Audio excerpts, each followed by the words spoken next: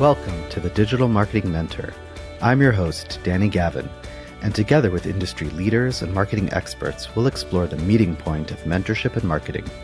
We'll discover how these connections have affected careers, marketing strategies, and lives. Now get ready to get human. Hello, everyone. I'm so excited to be here today with Rachael Howle. Rachael is the head of paid search at Optidge. She develops the campaign strategies and analyzes data to optimize Google and Microsoft ad campaigns. Rachael's fiery passion for helping clients succeed shows up in everything she does. She has a master's in marketing from the University of Houston. That's how I know Rachael, with a certificate in digital marketing management. So welcome, Rachael. How are you? Thank you. I'm doing really well. How are you? Good. I'm doing really, really great. I'm so excited for today. All right. So let's jump right in. So first of all, Rachael, why don't you tell everyone how you got into digital marketing? I think that's important. Sure. So as you mentioned, I went to get my master's in marketing from University of Houston, and I was getting a certificate in digital marketing management. And with that, I was required to take a certain amount of digital marketing courses, one of which was Danny's PPC and SEO course. And this course was really insightful for me because it was one of the most tangible courses that I took. And so we were actively working on real life clients, doing work for them, ran a short campaign, and I just really fell in love with the analytics and the optimization opportunities, things like that. So really decided in that class that I wanted to pursue digital marketing as a career. Yeah, it's amazing. And it's so cool. Where you can actually, you go to get a degree and you take classes and you never know what you'll run into. And here you found this class that you're like, wow, this is amazing. That's what I want to move forward in. And I'm so glad you did. So that's really cool. Let's talk a little bit, obviously you work for Optidge, but you want to talk a little bit about, when you decided that you wanted to go into this arena, and you started to look for a job. How was that experience? It was stressful, I would say. It was stressful in the sense of I didn't know exactly where I wanted to land. And I think that the more jobs you apply for, the more you you read job applications and you narrow down okay, maybe this is more of what I want to do versus this, broader job title, because there's a lot of marketing manager where you're dabbling in a lot of different areas. But fortunately for me, because this opportunity was presented to me really before I had graduated, I didn't do a lot of actively applying. It was more just kind of monitoring the different channels of, what jobs are out there, and if something was interesting, apply. I did interview at a different agency that was very, very large, and that was my first interaction with an agency. And it's just interesting. I think I found the right place for myself being at a smaller agency, and I really like having the ability to work with the different departments very, very easily, versus the agency I was interviewing was just a bit more siloed because they were such a large agency. Yeah, I hear that a lot. People who work at very large agencies, they don't have the opportunity necessarily to learn about the other departments or work with them. So I'm sure that's and it's a nice thing to be able to work in a smaller environment and have relationships with people and know what's going on. That's really cool. And one thing that we forgot to talk about is your background. So where were you coming from before digital marketing, before you're doing your degree? Oh, yes. So I graduated from the University of Texas at Austin with a degree in kinesiology and health with a specialization in health promotion. And that was basically a blend of marketing, public health, and communication. And really, when I was dreaming in undergrad, I really wanted to work for the CDC, developing essentially marketing campaigns that, influence people's health or decisions that they make about their health. So when I graduated with that, I ended up working at a retirement community and worked in their lifestyles department, which works closely with their marketing department, which is my first time that I really got to interact with, a marketing department in the real world. And there was a lady there who she just kind of took me underneath her wing and was always open to chatting about career opportunities and giving advice. And, she just really gave me a positive impression with marketing in general. And then ultimately found the marketing program at University of Houston. And just by the comment of a friend, I thought that I was too late to apply for the semester coming up. She was like, I'm pretty sure they're still taking applications. So I applied, and within 2 weeks, I was enrolled and going to be starting classes in a month. So wow, so it moved really quickly. yes. But that's awesome that you had that mentor in your previous job who kind of opened up the world of marketing to you and kind of led to where you are today. So I know, like in digital marketing, people come from many different backgrounds. So obviously you have a unique background with the connection of like health science, kinesiology. So when you look at where you are today, how do you feel like that foundation, which wasn't in digital marketing, like how did it help you with your success today? I would say in a few different ways. One, it makes me appreciate what I have, because I was really lacking like analytics and numbers. And I think I didn't know that I needed that to be fulfilled. And so to go from a job where you just really weren't analyzing or just involved in numbers in any sense, it was really gratifying to have a new job where I was constantly immersed in analytics and data and things like that. And then that's probably really the biggest thing that I appreciate just from that transition over. No, and I think that's an amazing segue to what we're about to talk today about.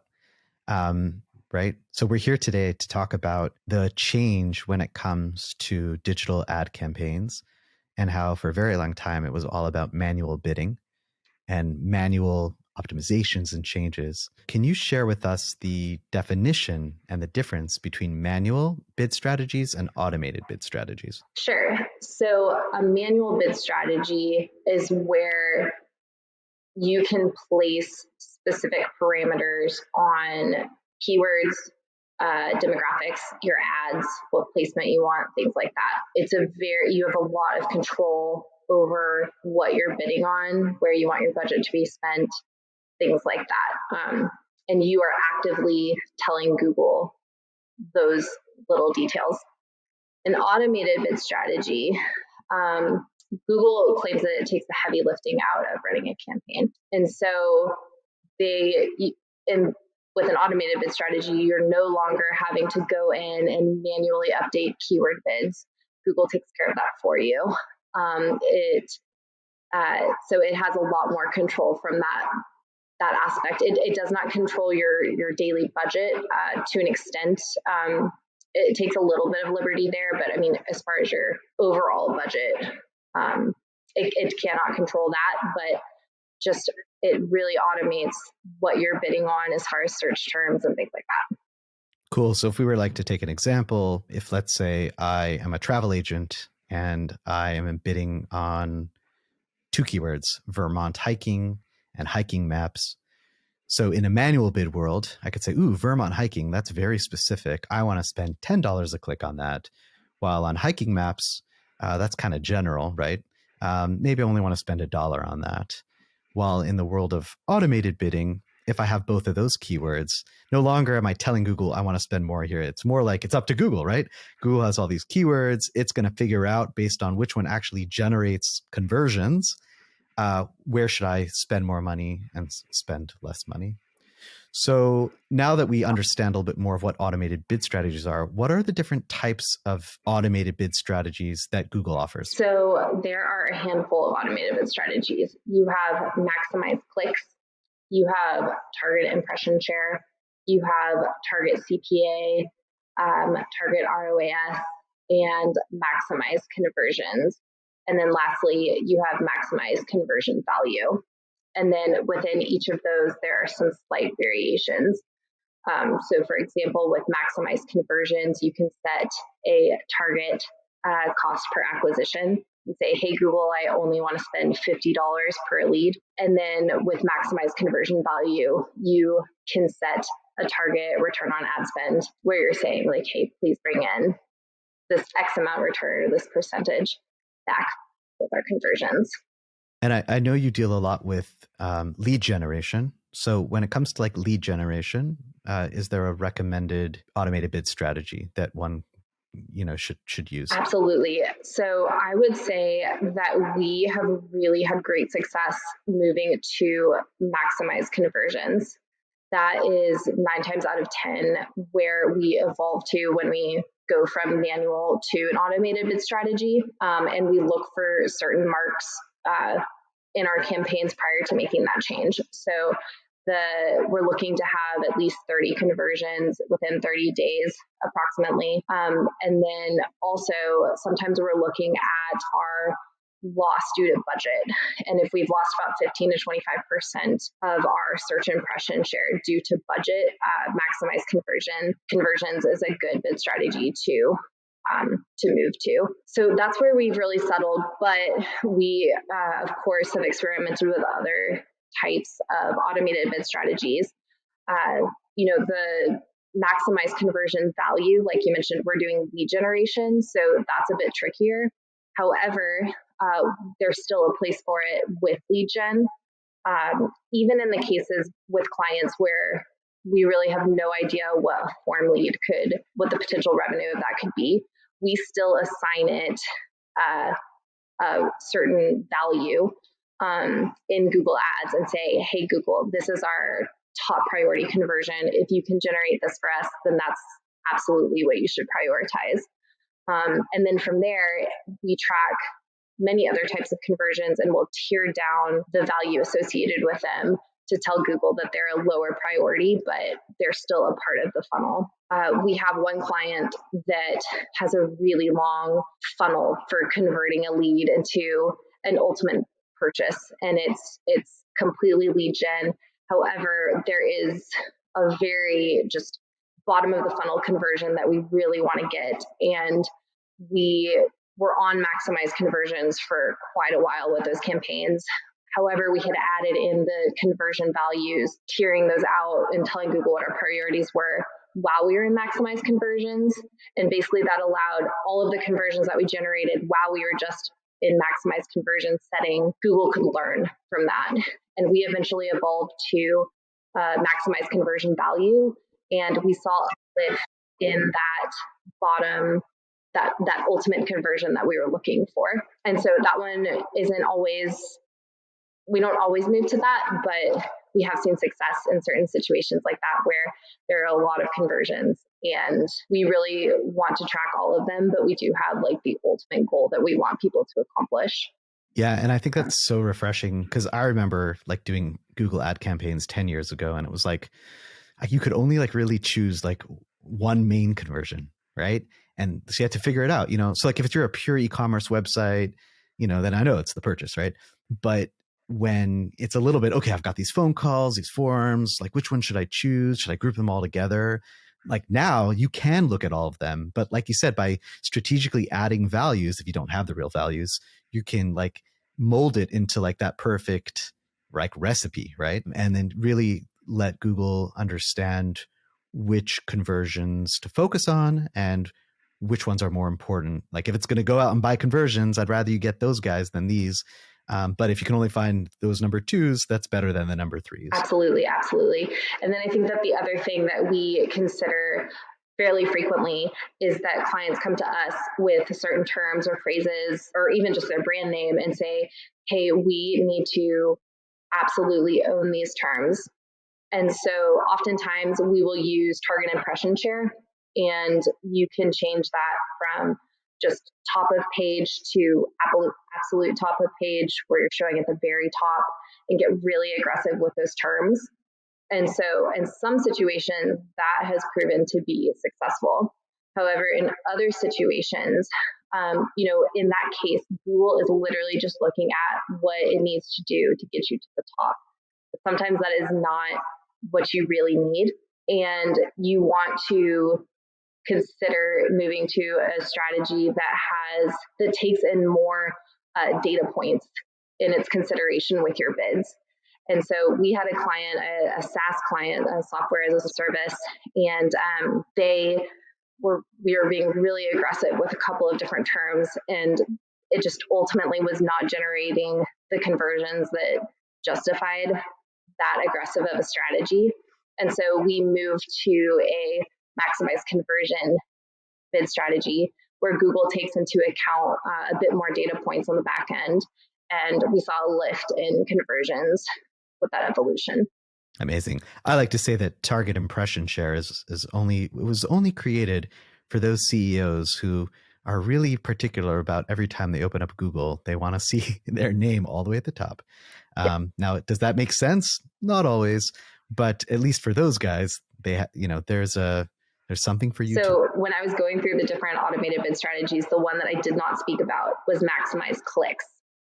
And this is something that we have just never really dabbled with until more recently, when we've had some clients where we've consistently seen spend in different demographics that do not make sense for that client. So for example, like an 18 to 24 age range, when you're targeting, older adults, and it just, no 18 to 24-year-old would be converting there. And so apparently you can still use many different demographic bid adjustments on a maximize clicks conversion. So I could still bid heavily down on that younger age range when I have a much older target audience.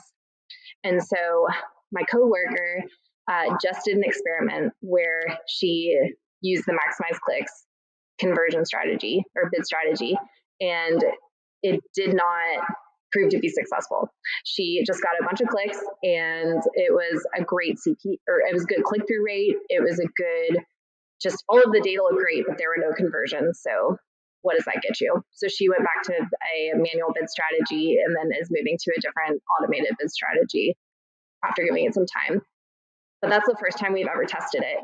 And so I have a client where it's a similar circumstance where there's just a certain demographic where it just does not make sense for Google to target them whatsoever. And so as of today, I've just changed it to maximize clicks, and we will see if we can generate some conversions over the next couple of weeks with that bid strategy and while incorporating demographic bid adjustments. And what I love about it is this is a perfect example of being in the business for 5 years, but still having these exciting things that you can test and try. And, like every new client, every new campaign is another like conquest of climbing a mountain. And there's a big push from Google and just in general to focus a lot more on automation and AI. So especially now, how much you love data. Let's talk about this.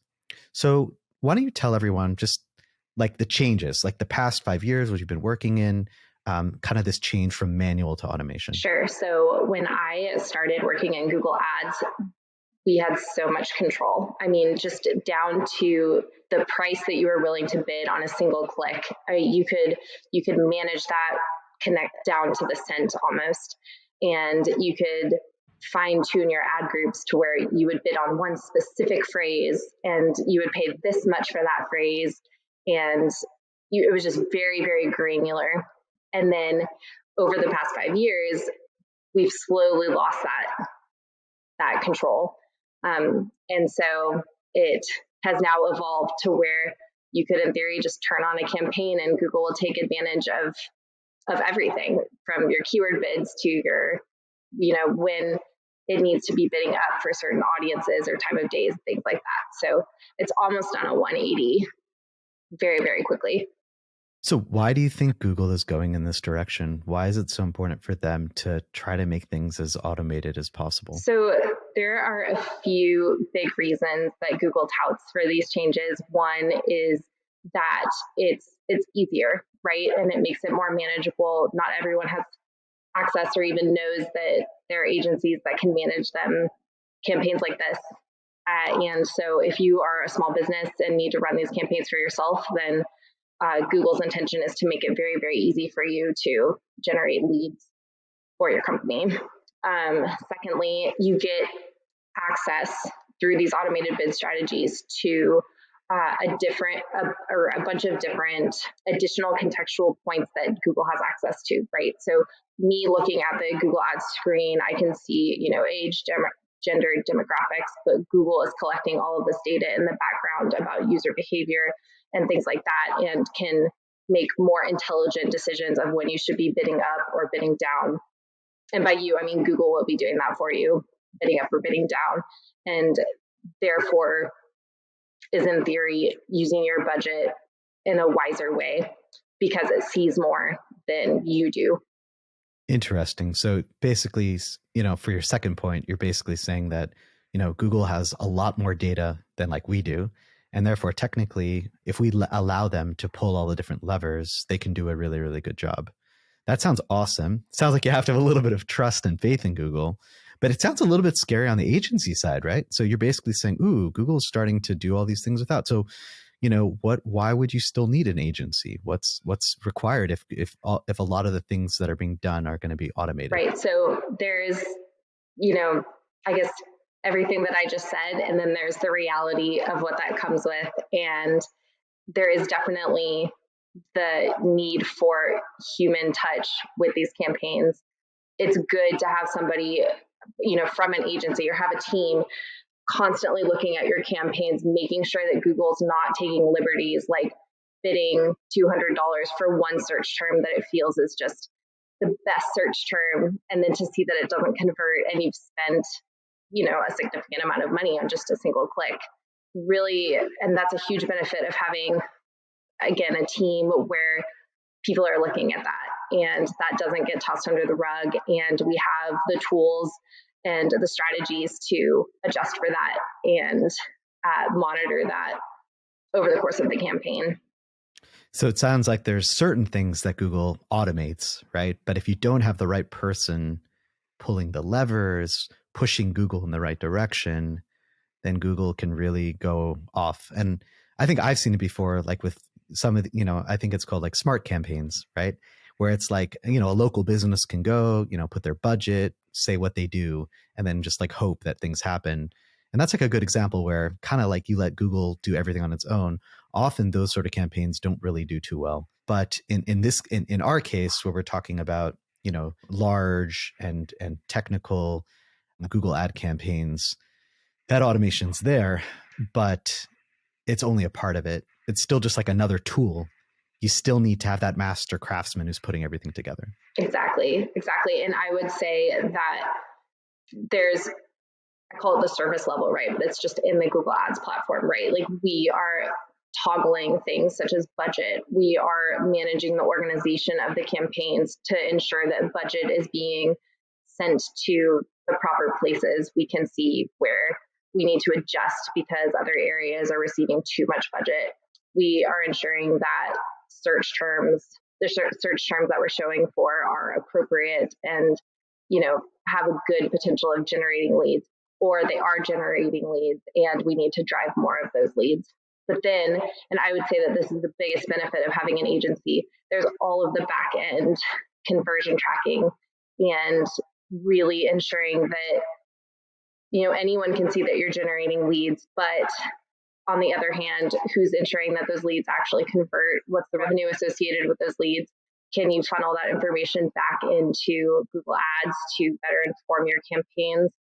And again, that's really taking advantage of the automated aspect of Google, but it's a very manual process of working with the sales teams and getting that information, making sure you're funneling back into the account, and again, just better informing Google in its decision making. Yeah. I mean, I think that's like a whole nother topic for another conversation of like how, running Google ads is only half the equation, right? What happens to the leads afterwards, and finding a way to look at that, analyze it, and then bring it back into the campaign. And that's, once again, that's where an individual or an agency who works on the campaign is going to be able to add so much more value. So automated bidding or automated campaigns sounds pretty exciting and enticing. So does it still make sense to do manual bidding where you set up a campaign and you have your keywords and you actually say, okay, this keyword I want to be $2 and this keyword I want $4? Does it make sense to do manual bidding anymore? Absolutely. And there are a couple of different scenarios that pop into mind, just an obvious answer of when to use manual bidding. Number one is when you are just launching a campaign. And it's just important to start out where you have control. You really can tell Google, hey, these keywords, I want to bid X amount, but maybe there are some other, say, top of funnel keywords that you're not willing to spend, $10 a click. And so you want to bid down on those.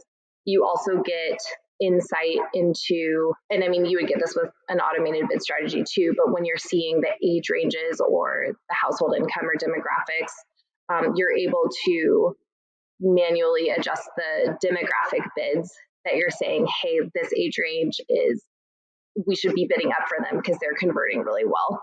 And having that control in so many different ways is important because in order to move into automated bidding, you want to achieve a high number of conversions in a short amount of time.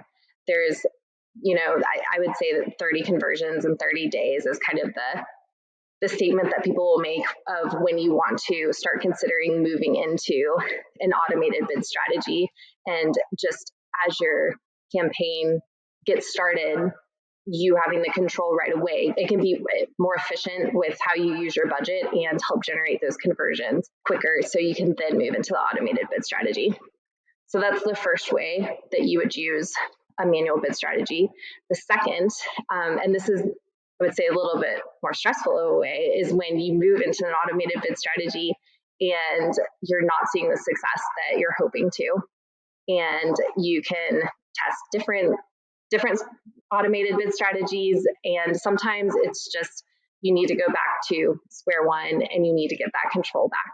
And so we've taken campaigns off of different bid strategies or automated bid strategies and moved them back to manual and gotten that control back, really just worked at that granular level that we need and to better control cost per clicks and where our budget's being spent, and have then been able to move those campaigns back into automated bid strategies and seen success from them. Yeah. And that brings up so many powerful points. Number one, it sounds like you're recommending that in every scenario, it's good to start off with manual bidding first. And then second of all, as I think in marketing in general, if someone said that something, works for my business, even if you're in the same industry, it doesn't necessarily mean that it's going to work for someone else's business. So same thing with here, right? It could be that automatic bidding campaigns and strategies work really well for one campaign or one business, but for someone else, it doesn't. So you kind of have to try it, right? Absolutely. It's definitely worth testing, but it's worth testing when your campaigns are ready for them to be testing rather than just jump right into them. So again, the 30 conversions in 30 days, that's probably a really conservative estimate. I wouldn't say really conservative. It is conservative because we have moved to automated bidding with fewer than 30 conversions in 30 days and seen success. But we're still looking at maybe the past 60 days. Have we received 30 to 40, maybe 50 conversions? You're just shy of that 30 conversion in 30 days time frame. And again, it's just being conscious of when is the right time to move. Yeah. And I think it's important to remind people, when we talk about automated strategies and AI, there's this concept of you have to teach the machine and the computer, what's good and what's bad. And therefore, if I can create a situation through manual bidding and creating a campaign to show what's good and what's bad, Google's going to be able to take that information and be successful a lot quicker. However, if you just start off with Google totally being automated and doing everything that it needs to, it may go around the world 10 times before it figures out what's right or wrong. And therefore, it's kind of we're not saying that automated is bad, but it's if I want the automated to work better, I have to feed it the right info. And through those manual bids first, we actually help, the AI and the automation go quicker. Exactly. So is there ever a scenario where it's the manual bidding is going so well that you don't want to switch it? Absolutely. It's difficult to make that decision because you know that you have the control. It's really nice because you can still maybe exclude different audiences or demographics that are just underperforming for whatever reason. They're just not getting a CPA that you're wanting. And it's really hard to give up that control, just knowing that Google can spend across anyone, everything, and just do what it wants with your budget. However, I don't think that it's good practice or best practice as an agency to hold on to manual bidding as a crutch. It's important to lean into what Google offers because, it's just important to evolve with the platform, and it has proven so far as we lean into these changes to be successful for many clients. And it's still nice to have that crutch of you can always go back to manual, reset yourself, and try again. So it sounds like in digital marketing in general, but specifically when it comes to Google Ads, that you have to be open to change, right? If you're stuck with how you were used to doing things 5 years ago, you might not be able to do a good job anymore. I know we've spoken about it in the past, but when you're looking to hire people and people are talking about strategies that were like from 3, 4, 5 years ago, I know that really bothers us, right? Yeah, I just think that it's not a stagnant field, and if you're in digital marketing and you're passionate about it, I think that's probably a number one reason of why you like it so much. Like for myself, I guess I won't speak for everyone, but what I really like about it is that it's constantly evolving, and there's constantly a challenge. That I've been working in Google Ads for going on 5 years now, and you're uncovering different ways that you can be importing conversions to report on revenue and things like that are just, there's so many ways to, I guess, dive deeper rather than go wider. And so when you're hiring and finding people speak to just really, strategies that are a few years old, I guess it's concerning as a team lead. I want everyone on my team to be excited about the change, willing to learn about the change, digging in to learn more about the opportunities with Google Ads. And so that's important to stay up to date. Because it's changing so much. You got to keep your eye out on it. And I always like to tell people, part of your day should just be, 20, 30 minutes every morning, just see what's going on. And just being involved in the conversation, it makes you stay up to date and to be a lot more successful. I'd love to go into like a case study or just an example. Do you have a good example of an automated bidding strategy that you've done that has done really well? Would love to know. So I would say that almost all of I don't want to say all, but it's very close to all of our accounts have had some version of a successful automated bid strategy. Some of them are absolutely just take off running. We have a client who's in the energy sector, and we just very quickly on the manual bidding strategy generated a large number of leads. But then once we switched to automated bidding, it just really took off and has been so successful. And that's just over the course of about 3 months. So you'll see campaigns that have just really taken off like that. One of my favorite automated bid strategy, just kind of, I guess, stories or anecdotes would be, we have a client who's a lawyer, and the leads that we were generating for him were the highest quality when they were generated via chat, not forums, not phone calls, it was chat. And so we were having issues with integrating the chat. And so for a while, we were just tracking people who clicked on the chat. So it wasn't very insightful. It was difficult to say that these campaigns were really the reason for the lift in quality chat conversions. But ultimately, we were able to figure out how to finally pull in a conversion that had, we received an email, right? So we got a contact and we could say that those were quality leads. However, when we were because we had that email conversion, we ended up making that our primary conversion. And because the clicks were not very insightful, that became a secondary conversion. And basically we threw that out the window. However, because we received a much fewer number of actual email received conversions, it actually made more sense to, on an automated bidding strategy, have the clicks as the primary conversion, but we reported on the email conversions, if that makes sense. And because we were able to generate so many more conversions, if you will, via clicks, it drove a higher number of email conversions than it did when we were fully optimizing on generating emails via chat. That is amazing and like blows my mind, right? And just to like reword it, it would be you were optimizing on a higher funnel conversion, right? Just people clicking on a chat button. But by using that data, you were actually able to generate more lower funnel conversions of people actually reaching out than if you would have been focusing on the lower funnel in the first place. A similar example to that would be in e-commerce, right? Instead of optimizing on purchases, you optimize on the add to carts. And by optimizing on the add to carts, you actually get more purchases. That is so cool. But that's like such a creative way of looking at it. And it's cool because moving into that automated bid strategy, you switched it up, but through that you were like, it's like a double win. That's so cool.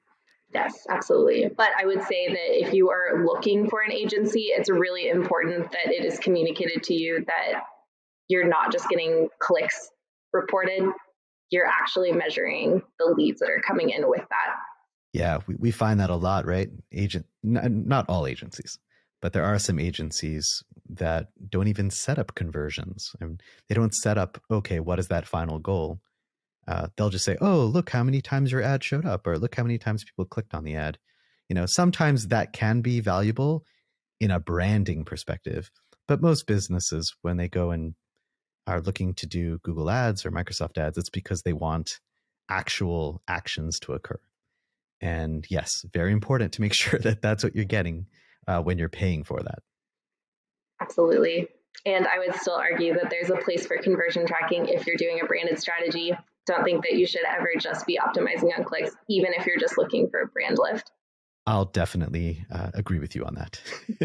That is the right decision, the right setup all the time. Wonderful. Well, Rachael, thank you so much for coming today. Before we end our chat, we like to do this with all of our guests, but it's like the lightning round. We just want to see what you're into, what you're interested in, and any good recommendations for our listeners. So let's talk about your top books that you have been involved in, reading. I know you always tell me about like that stack of books that's next to your bed. So what are the top you recommend? Oh boy, I'm glad you asked me about books and not TV shows, because then I would be hard pressed. So I recently read a book called We Had a Little Real Estate Problem. And it was really interesting. I've lived in a couple places where Native American influence is high. And this book just gives you, through the lens of comedy and the history of Native Americans involved in comedy, just kind of the history of Native Americans in general. And it was very eye-opening. A book after that is on a totally different note. It was Project Hail Mary. It's a bit of a sci-fi, and I'm not a sci-fi reader, but it's been a great book. Really, really enjoyed that. Wonderful. Thank you for those recommendations. So how can people get in touch with you if they're interested in learning more about Google Ads or just your transition and being so successful in the digital marketing world? Well, I would say if you're interested in learning more about marketing, then you could always reach out to me either through the Optidge website or on LinkedIn, Rachael Howle, and you can always email me, Rachael@optidge.com. Wonderful. Thank you so much, Rachael. Such an insightful conversation today, and hope to have you back soon. Thank you for listening to the Digital Marketing Mentor podcast. Be sure to check us out online at thedmmentor.com and at the DM Mentor on Instagram. And don't forget to subscribe on Apple Podcasts, Spotify, or wherever you listen to your podcasts for more marketing mentor magic. See you next time.